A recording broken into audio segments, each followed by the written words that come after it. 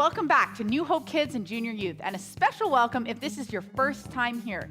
You've picked a great week to join us because we're starting a brand new 6-week unit on God. What is He and who is He? We'll learn about God the Father, God the Son, and God the Holy Spirit. Let's get started with a quick activity. Pause the video and get a paper and something to write with.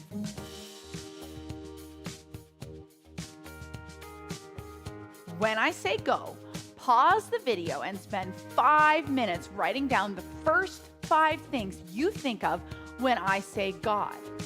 There are no wrong answers. It's just whatever you think of in those first few minutes.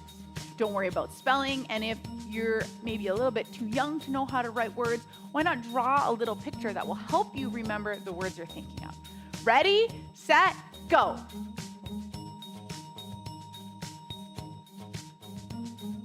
Now take turns going around the room with everyone saying one thing and write it down on a master list.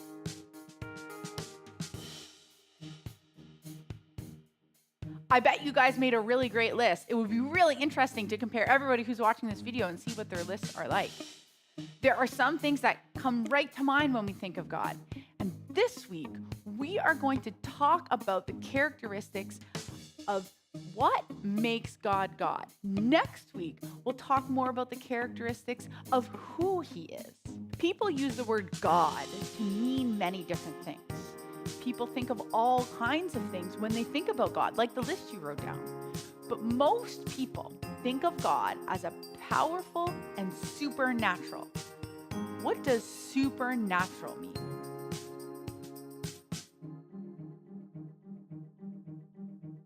Supernatural means something outside of nature, something that isn't part of the normal way things work. It's super, above nature, above what we can understand. We're going to play a little game now to help us understand one of the key traits of God. Pause the video and play a quick game of tag. The oldest person in the room is it.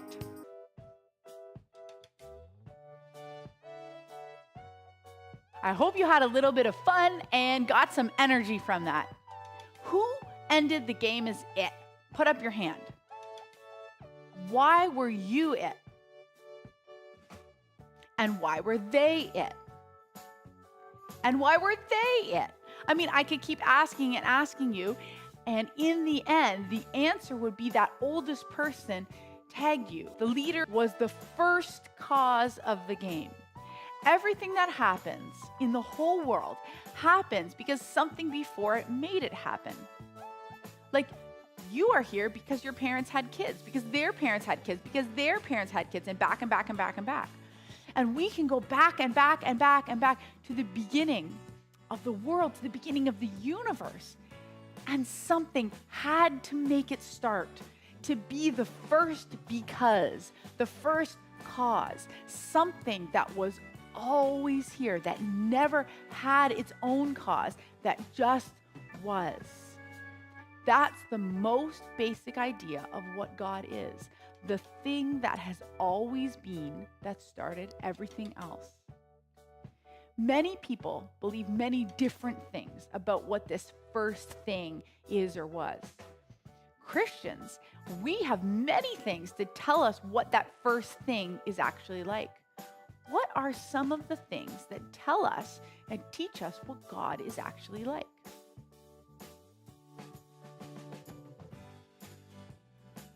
We can know about this first cause from science, from studying the world that He caused.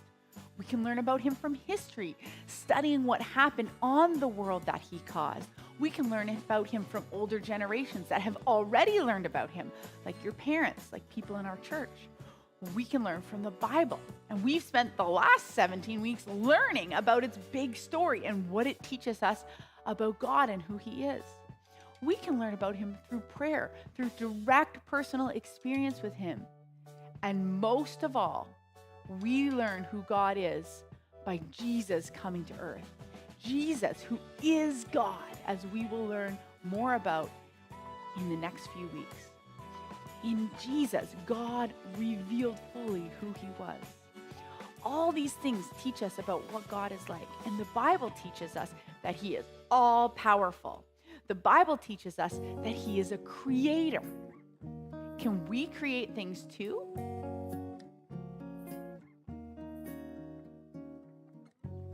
Yes, we sure can. And as we've talked about before, we're made in God's image. He built us to build.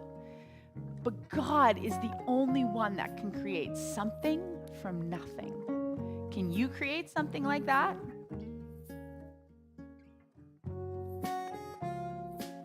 No, we can't.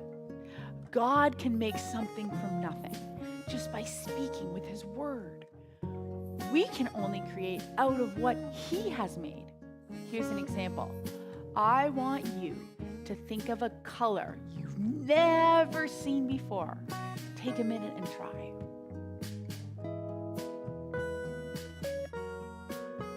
Could you do it? I bet. In fact, I'm sure that the color you made up is really a mix of colors you've already seen. We can be creative and create things, but not like God. God is all powerful. The Bible also teaches us that God is everywhere. What does that mean? And how is that different than us?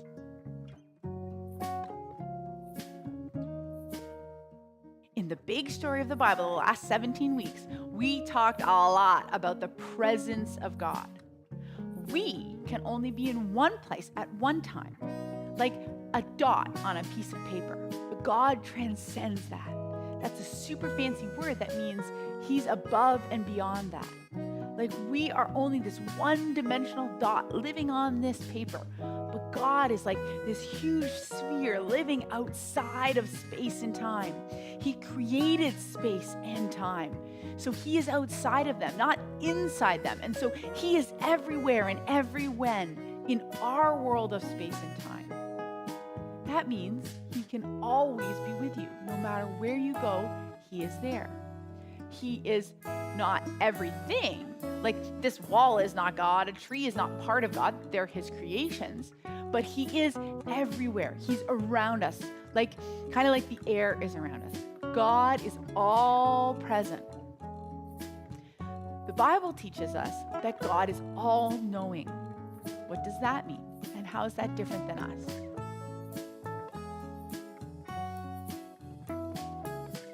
It means that God knows everything we do and think and everything that happens in the whole world, everything that ever happened and everything that's going to happen. He knows that about every person, everything in the universe. We only know what we have experienced or learned about, and only know what, and really only a little part of what is going on inside our own heads. In fact, we don't even know what's going on our heads. Let's play another little game. Partner up. When I say go, you need to count every hair on their head. Ready, set, go.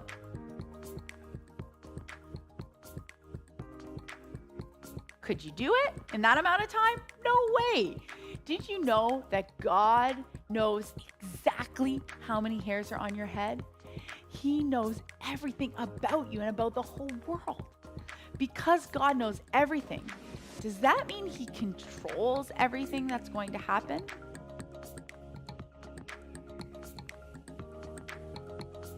Here's an example. When I say go, lift up your right hand. 1, 2, 3, go. Did you do it? Whether you did or you didn't, did God know you were going to or going to not to?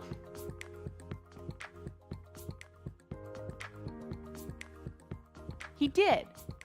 Does that mean he made it happen?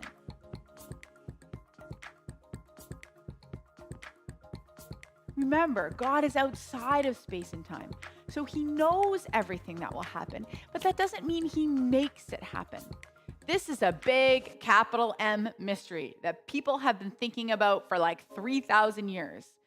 God made us in his image, and we get to make choices. Yet somehow in our choices, he works all things together for his ultimate plan. God is all-knowing. The Bible teaches us that God is eternal. What does that mean? And how is that different than us?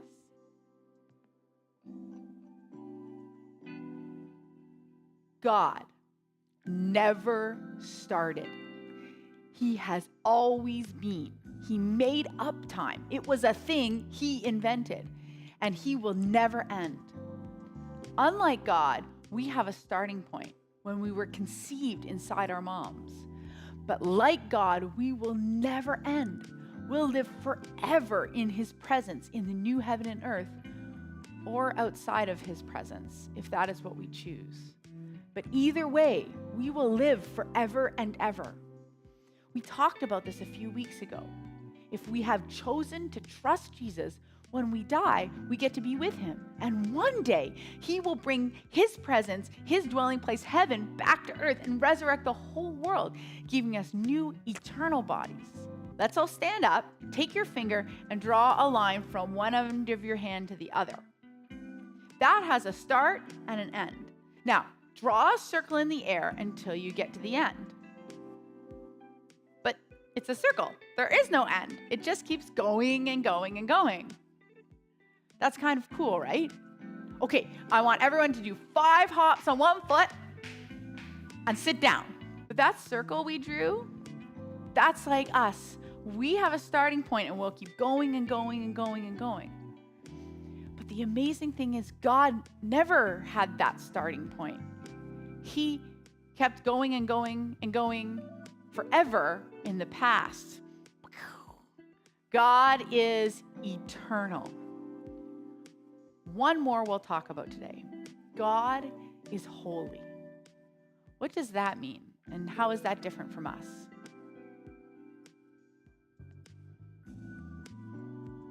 This is a really big concept, a big idea that in many ways includes the other 4 we've discussed. It does mean that God is perfect, that he is all good, that who he is defines what is good.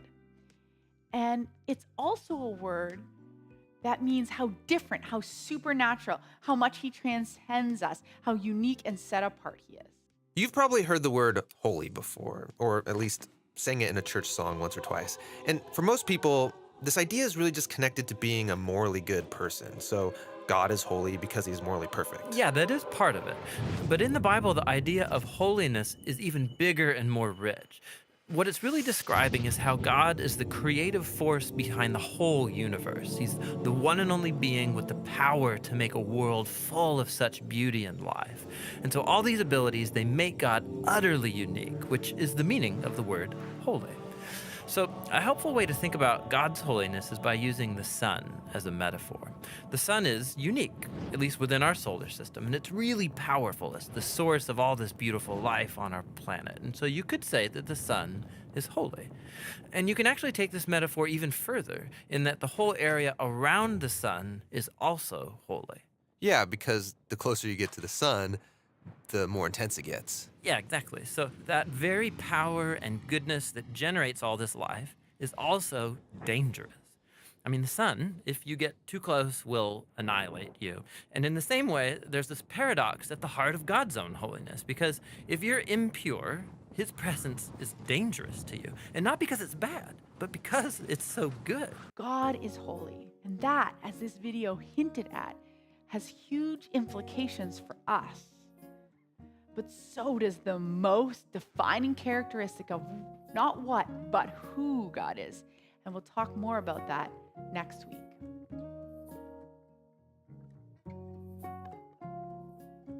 Today, I'm not going to lead prayer. You are. Go around the room, and I want everyone to thank God, not for something that he's given you, but thank him for who he is. Something maybe that blows your mind about him, that makes you love him so much. For example, if I was in the room praying with you guys, I might thank God for the way that he knows everything about me. I might tell him how amazing it is that he knows everything about everyone and loves them. Pause the video and spend some time praying. This week, you're going to make a pie plate that moves around to reveal all of God's characteristics. What each of you is going to get are 2 pie plates and a round circle that's already cut out of God's 6 characteristics. What you're going to do is you're going to glue, or you can just put the circle of God's characteristics on top of the full pie plate. Then you're going to take that gold fastener and put it through the pie plate that's already cut out with a little pie slice on top of your glued circle and on top of the whole pie plate and fasten it. And then at the end, you can glue the plate that says God is on top. You can color it, you can decorate it. As you move it, you'll be able to see what is revealed of what God is. Have fun.